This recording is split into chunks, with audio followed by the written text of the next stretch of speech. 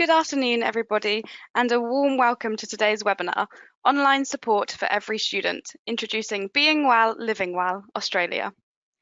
Over the course of the next 40 minutes or so, we'll be taking a look at our brand new Being Well, Living Well online toolkit, which we are so delighted to have recently published in Australia. You'll be hearing from 4 Epigeum representatives today. Firstly, I'll be kicking things off. My name is Victoria Montgomery, and I'm a marketing executive at Epigeum. Then I will be joined by Naomi Wilkinson, our Senior Commissioning Editor who led the development of Being Well, Living Well, Claire Bristol, a Senior Learning Consultant in our implementation team, and finally Ronan Grimes, our Senior Academic Partnerships Manager. We're so excited to share the toolkit with you today and explore how it will enable your institution to provide consistent, preventative mental health and wellbeing support that students can access anytime, anywhere, which is more important now than ever. Let's take a look at today's agenda. To begin with, I will give you a very brief overview of Epigeum and our work before handing over to Naomi. She'll give you an overview of the collaborative development of Being Well, Living Well, then explore the toolkit's key features through a live demonstration. We will then hand over to Claire, who will explore some of the ways that the toolkit can be rolled out and integrated into existing wellbeing initiatives at your university. And finally, Ronan will give us a summary of some of the subscription options available to you. We'll then wrap up with any questions that you may have. Speaking of questions, everybody on the call today is currently muted to help avoid any audio issues. However, please do get involved and ask any questions that you may have at any time, or you can save them until the end if you prefer. To do that, you should all be able to see a control panel for the GoToWebinar software that we are using today. The panel is normally at the top or on the right-hand side of your screen and can be expanded or hidden by clicking on a white arrow on an orange background. Within the control panel, you should see a questions drop-down, where you'll be able to type in your question, which we can then address at the end. So, to start with a very brief summary of who we are and what we do. Epigeum was established as a spin-out company from Imperial College London in 2005, before being acquired by Oxford University Press in 2015, to further the University of Oxford's objective of publishing excellence in research, scholarship and education worldwide. Over the past 15 years, Epigeum has developed, hosted and maintained a wide range of interactive online training courses to support the core activities of higher education institutions around the world, with over hundreds of universities using Epigeum courses to advance the skills and knowledge of their academic and professional staff, researchers and students. All Epigeum courses draw on evidence-based learning design, cutting-edge technology, and comprehensive subject knowledge to deliver the training of the highest quality across 4 key areas: research, teaching and development, support and wellbeing, and studying. Our support and wellbeing programs, Consent Matters, Responding to Disclosures of Sexual Violence, and Being Well, Living Well, provide students and staff with practical skills and knowledge to build a supportive higher education community. Devised by leading experts in collaboration with universities from across the world, these programs promote positive change and healthy behaviours within the university community and beyond. All of our support and wellbeing programs can be explored on our website, which we'll link to at the end of the webinar. As part of the support and wellbeing list, we have just published the Being Well, Living Well online toolkit, which will equip students with practical strategies to maintain their mental health and wellbeing throughout university. I'll now hand over to Naomi to tell you more about Being Well, Living Well. Being Well, Living Well is an online toolkit for students. It provides students with realistic strategies for managing their mental, physical, emotional and financial well-being. It'll help students to build self-insight, understand they're not alone in experiencing challenges in their personal and academic lives, equip students with tools and tips for supporting others, as well as recognising the limitations of being a supporter. It'll ensure students can identify when and where to seek further support, and also support existing wellbeing initiatives at your institution with online resources that can be accessed anytime, anywhere. So the modules have been divided into 4 key strands across the toolkit. The aim is that this is a dip in, dip out toolkit that students can access at the time of need. It's not intended to be a linear course that they take from start to finish. So strand 1, living well. This strand covers the essential areas of wellbeing for successful study. So looking at your student journey, study life balance, studying well, postgraduate research, student wellbeing, eating well and being active. Strand 2, feeling well. This strand contains modules to support mental health, including confidence, self-esteem and resilience, never good enough, which touches on perfectionism, stress, anxiety and depression, and self-harm and suicidal thoughts. Strand 3, staying safe, covers online safety, healthy relationships, sexual health, alcohol and drugs.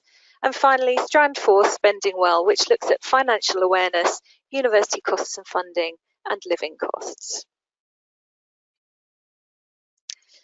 EpiGym programs are developed through a process of collaboration between world-class subject experts, partner institutions, and in-house specialists. So through this process, we're able to create content of really high quality while sharing the cost, and thereby making consistent, cost-effective digital training achievable for all. We have a development group of 10 universities. So there were in fact 2 versions of the programme that have been developed, one for the UK and one for Australia. Our Australian development group members were involved in the original development of the UK version and then have seen that through to the adaptation for the Australian universities directly. So we have 5 development group members in Australia, so that's ANU, Murdoch, Adelaide, Newcastle and Wollongong. The process involved a workshop where we brought together our development group members, lead advisors, authors and reviewers, where we held roundtable discussions to help refine the content plans and the overall approach to the toolkit.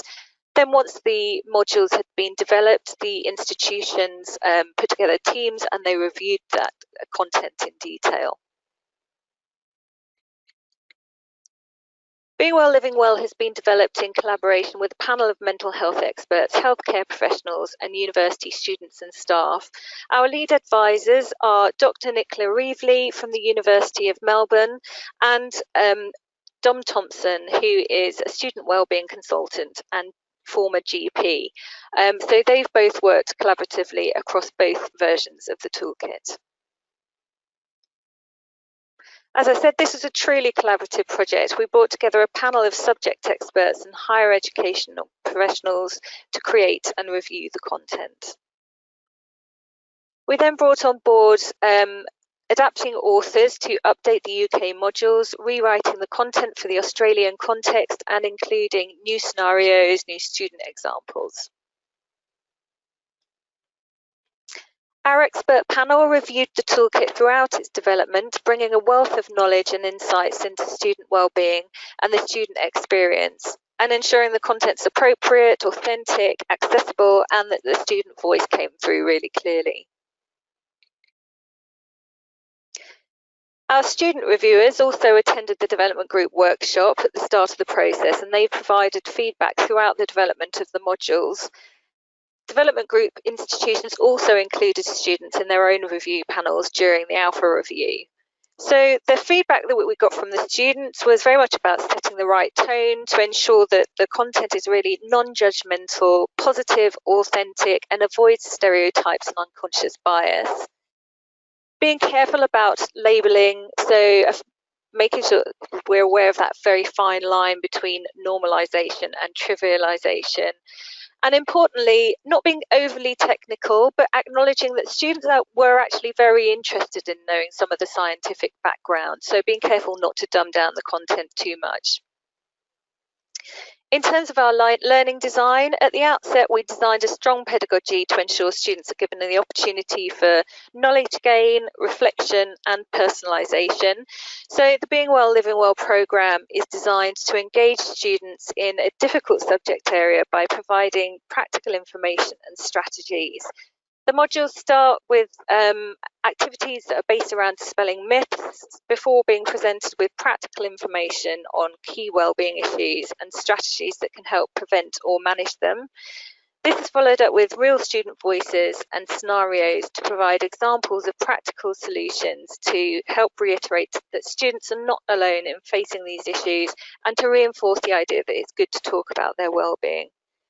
Finally, we included activities that encourage students to reflect on their own experience and behaviours in order to identify the ways they can manage or improve their wellbeing going forward. Key features that support our learning design in the toolkit are lots of signposting, so we include useful links and your context boards throughout the modules, and these direct the students to university services, national organisations as appropriate. The context pods can also offer the potential for customisation for those who will be using the programme through their VLE. So universities could include their own specific links, guidelines, for example, perhaps information on when particular services are open. We have poll activities designed to dispel myths, videos and bespoke high-quality animations integrated throughout to explore key concepts and themes and incorporate the student opinions. The modules present real student voices and scenarios to provide a normalisation experience. These also provide an opportunity to represent various student groups, so for example LGBTQ, mature students, international students. The peer support pods throughout will provide tips for supporting others and recognising your own limitations as a peer supporter. And finally, action plans at the end of each module where students can build a list of personalised steps to implement rational thinking and behaviours in their academic and personal lives. So I'm now going to take control of the screen, so bear with me one moment and I will then demonstrate a few of the modules to you. Okay, so hopefully now you can see my screen. We have the landing page for the module on confidence, self-esteem and resilience. So when they first open a module, they'll come to this landing screen for each of the modules, and it just gives a bit of information about the other modules available in that particular strand.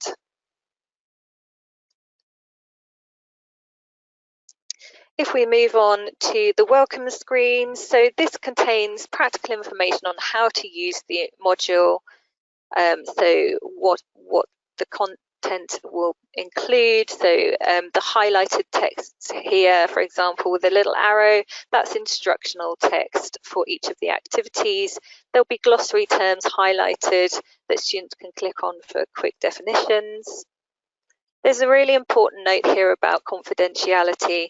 So anything that the students type into the activities themselves will not be recorded. This is not shared with the university. So they can really get the most out of this without fear that whatever they write will be shared. And a summary of the different pod types that we're including. And I'll show some of these as we go through.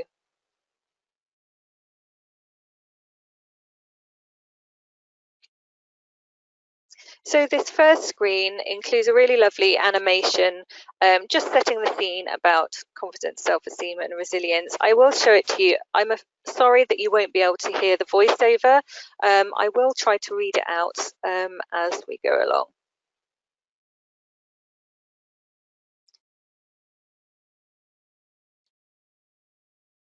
When you first start going to lectures, you may well feel nervous. There's a lot to take in.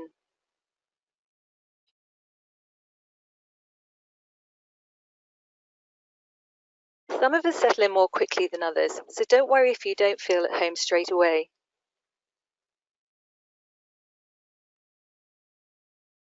Sometimes you'll have good days, sometimes you'll have bad days, but all the support and feedback you get is designed to help you learn and develop. It's our job to give you constructive criticism so you can develop your skills and knowledge. It's difficult if you feel like you're struggling, but we all learn more from our mistakes. The university provides lots of resources to help you in all kinds of ways. And if you work hard and work smart, your confidence, self-belief and skills will grow. Once you graduate, you'll have a whole new set of challenges to face. So for now, just enjoy this success.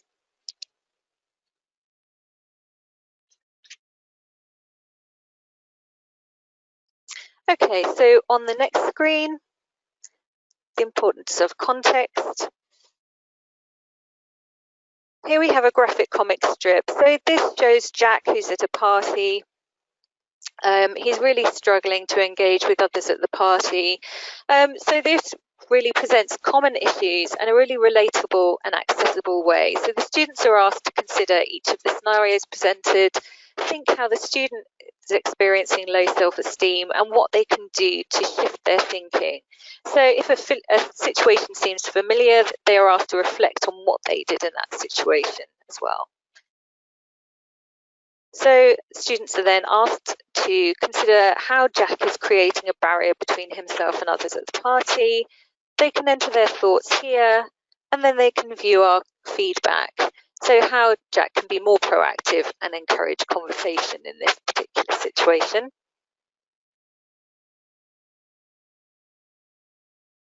And then there are a couple more situations for the students to work through. In the activity below, students are then asked to put this learning into context and consider a situation where they themselves have experienced self-doubt or low confidence, and to identify the skills they might have needed to overcome that. So they can build up a brief list. If it's useful to them, they can view the summary and then they can either copy and paste it or print it if they want to refer to it in future. And they can click on the button below to read our feedback. And then from this module, I want to show you the supporting others screen. So here we have an action maze activity. So students are given a range of very brief scenarios. So here we have Lucy is worried that her housemates don't like her. Priscilla has just found out she failed an assignment. Mohammed is upset about his recent breakup, and Erica feels shaken after seeing someone self-harm. So the student can choose which of these scenarios is most relevant to them or most interesting to them. They can click on it and they're given a very brief outline of the current situation. So here Priscilla has just told you she failed her first university assignment. She's distraught and believes it's proof she is not intelligent enough to complete a degree. How would you respond? Students can then read through each of the responses and click on which one they think is closest to how they would react.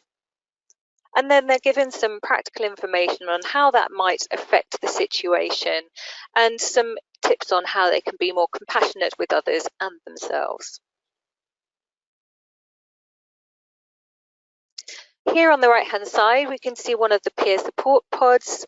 So this is some practical information on how you can use active listening techniques.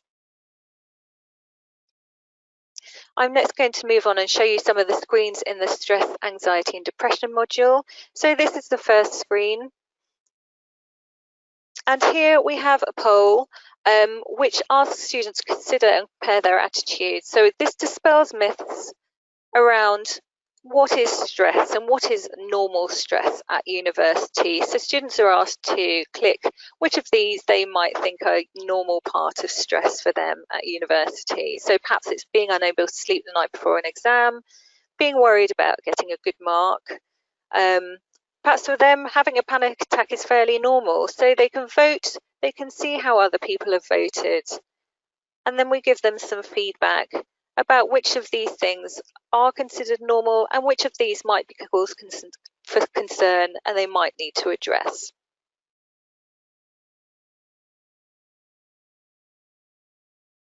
I'll skip on to the screen on feelings and behaviours and what to look out for.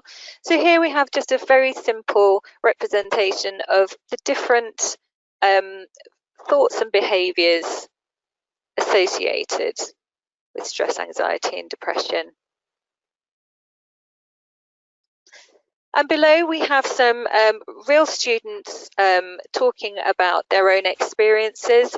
So this was actually filmed during the coronavirus lockdown. So students have very kindly filmed themselves at home talking about their experiences.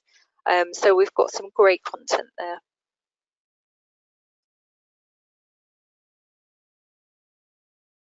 And again, we've got another peer support pod here about thinking about your friends and housemates and how you might be able to notice if you're seeing these behaviours in them. On the right here, we also have a useful links pod. So this links out to a range of other websites and resources.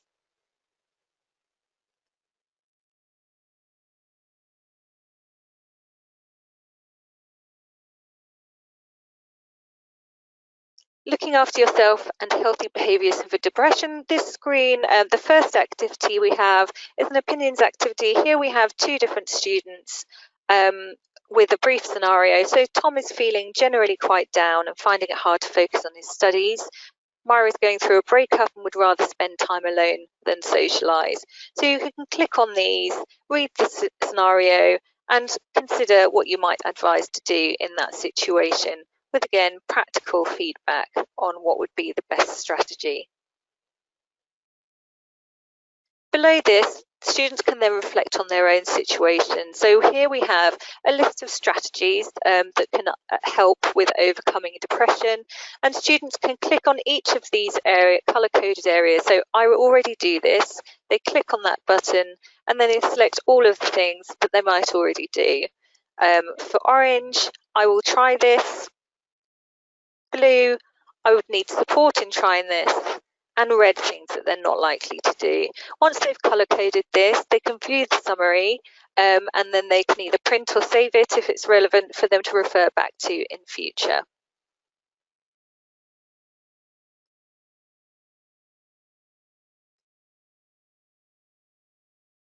And then when, how and where to get support. So lots of practical information again here. When to ask for help, useful phrases you can use when you're seeing a professional for the first time, what that support looks like. And here on the right hand side, this is one of the Your Context pods. So this just directs students to the services that they might find at their university. And it, as I mentioned previously, is an opportunity for institutions to add their own information in there too. Below we have another opinions activity with a note-making aspect. So we have students with different issues here. So Joel is experiencing problem anxiety and panic attacks. We read a little bit more about his situation, and then we have to consider what the barrier is that he's dealing with. Once we've selected one of the options, it will give us some feedback on whether that was the correct answer and what are the things that he might be able to do to overcome that barrier.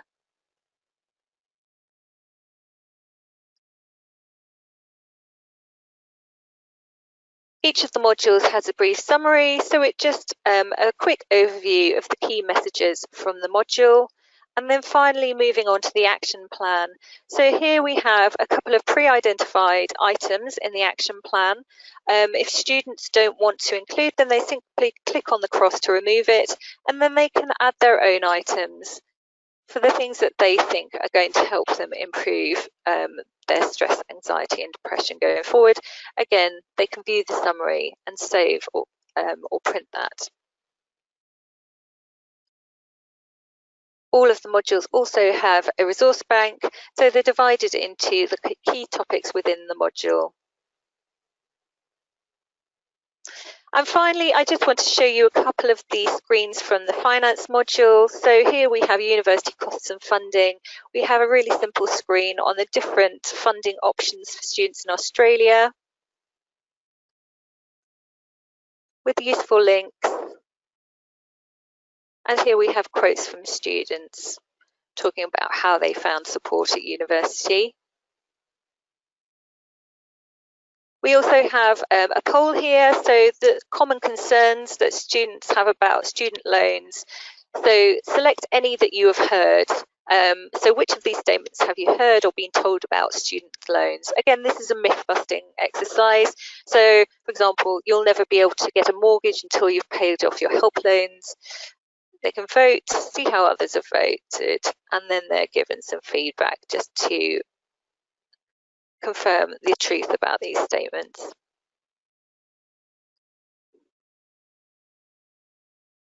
And on the next screen, we have a really nice activity here where we represent various students from different backgrounds and the kind of help that was available to them at university.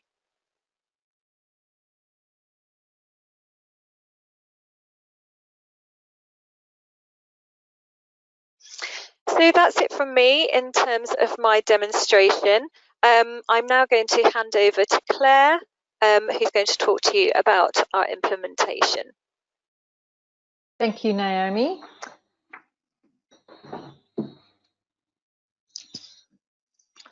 Right. We are aware that perhaps now more than ever, students may well need a way to access support anytime, anywhere, and to be able to dip in and out of content according to their specific needs, schedule, and even their location in the world. The Being Well, Living Well toolkit can either be embedded into your virtual learning, virtual learning environment or learning management system, and we'll give you the files in order to do this, or access can be provided through our own dedicated online platform. There are advantages to both methods of delivery, but in either case, this online format means that students can truly determine where and when they want to engage with the resources. And I'll go into more detail on that in a moment. And in fact, this flexible self-paced format can also facilitate a blended approach whereby the learning component is supplemented through other forms of support. We'll provide the tools you need to get started with this, including promotional asset pack of materials, which will be touched on in a moment, and an instructor manual, which contains activities you could use to link to the online program to a workshop. As a learning consultant, my role is to ensure that your institution has the support it needs to successfully utilise and evaluate an EPIGM program. And in the case of the Being Well, Living Well toolkit, there are various factors that I'll be asking you to consider as we work together to devise a strategic rollout of the resource in order to make it work for you and your users. Some of the key areas that we'd be looking at would include the makeup of your project team. For instance, your project champions.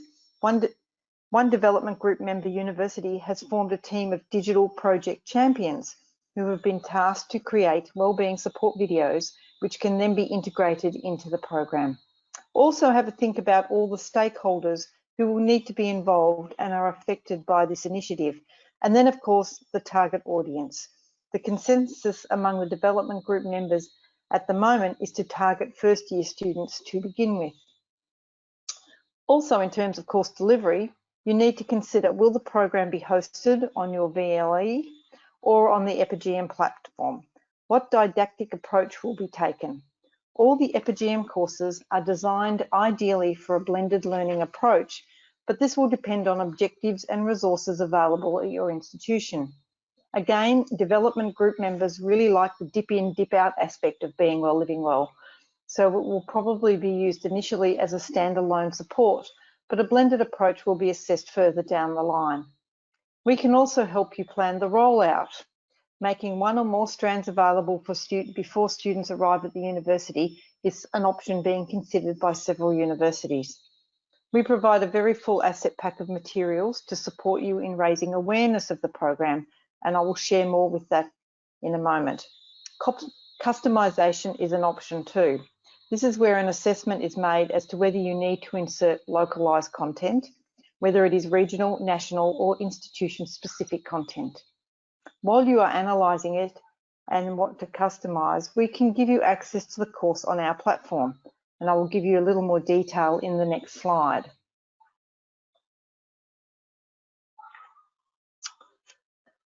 There are two options available at the moment. The first is to access the program via the EPIGM platform. You would simply create a page on your VLE containing the link to the platform and could add any localised content there. This is the easiest way of supplying local content as it doesn't involve customising the actual program, but nonetheless it can still be effective. Secondly, as mentioned earlier in the presentation, the program can be uploaded to your VLE or LMS, whether it is customised or not. To customise does require a knowledge of working in HTML, which your IT department will be able to do. The issue would normally be booking in their time. We allow customisation to be carried out by the institution in certain elements of the program. For example, the Your Context pods, the resource banks. You may also add, hide or delete screens, and you can also edit the quizzes. We do not permit the altering of core content for both IP and technical reasons. An example of customisation in this program would be adding a link to a university support line or a service in one of the Your Context pods down the side. We are currently working on developing a learning tools interoperability, known as LTI, which we will hope will bring the best of both worlds. The ability to make some key customizations, but using the user's university login. And once we are nearer to completion of that project, we will be sending out some more information.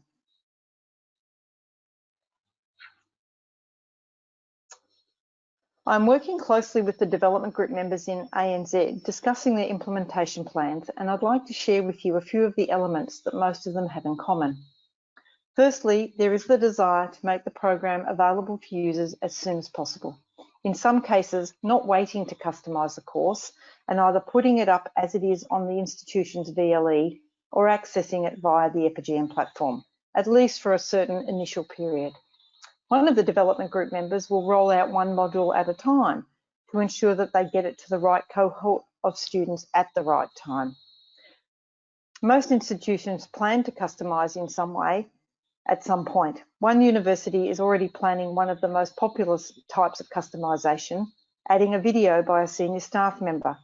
One specific example is a PVC for student experience who will be filming an introduction to the program, and this will be added to a new screen at the beginning of the course before the program is uploaded to the VLE. We provide a comprehensive asset pack of customisable materials to help you promote being well, living well, and drive engagement as part of your existing wellbeing initiatives. This asset pack includes introductory documents and presentations, a customisable and printable poster, bookmark, and artwork templates for printing on premium promotional items, along with digital adverts and email banners for your staff to use to signpost students to the toolkit. We also provide a variety of materials to help your institution to promote being well, living well on social media. At the moment, a particularly important way of building an online community to share wellbeing resources with students. We will provide you with suggested messaging for promoting particular modules and strands of being well, living well on your social media channels, as well as plenty of image cards, a GIF, and course artwork to share. We'll also provide an interactive social media calendar to share with your social media teams with key awareness days around the world for mental health and wellbeing and suggestions as to which part of the toolkit you could share with students on that particular day. We hope that these materials will fully equip you with the tools to drive engagement and help the students make the most of the toolkit. I'd be happy to take any questions relating to implementation at the end of this presentation, but in the meantime, I'll hand over to Ronan. Thank you, Claire, and hello everyone. I'd like to start with a quick apology to those of you who might have received multiple emails from me over the past few months, but hopefully everyone attending the webinar will have received trial access to the new program. If you do require a new trial or an extension to your current access, please do not hesitate to get in touch. Both Claire and I are based in Melbourne. If you have any questions or comments about the course, or you'd like to discuss using the program at your institution, please contact me directly and I will be happy to arrange a meeting. We are offering a significant discount on any new subscriptions agreed before the end of September. I'll now hand back to Victoria to check if there have been any questions. Fabulous. Thank you so much, Naomi, Claire and Ronan, for that introduction to Being Well, Living Well. Now let's move on to those questions that you may have. A reminder that you can submit those in the GoToWebinar panel on the right-hand side. Right, our first question through. Are there any Australian institutions already using the toolkit? Claire, could I pass that to you? Yes, we have 5 development groups who currently have perpetual access to the program, and at the moment we have 30 other institutions that are currently trialling the program. Fabulous, thanks Claire. Well, if you would like to ask any further questions later or would like any other information or to request the free trial access to the toolkit, please do email Ronan on ronan.grimes@oup.com. Again, thank you so much for joining us for our webinar this afternoon. We hope that you found it to be an insightful introduction to the Being Well, Living Well toolkit. Please do follow us on Twitter and LinkedIn. You can search for EpiGM, and visit our website to find out more about our other programmes. Thank you and have a lovely rest of your day.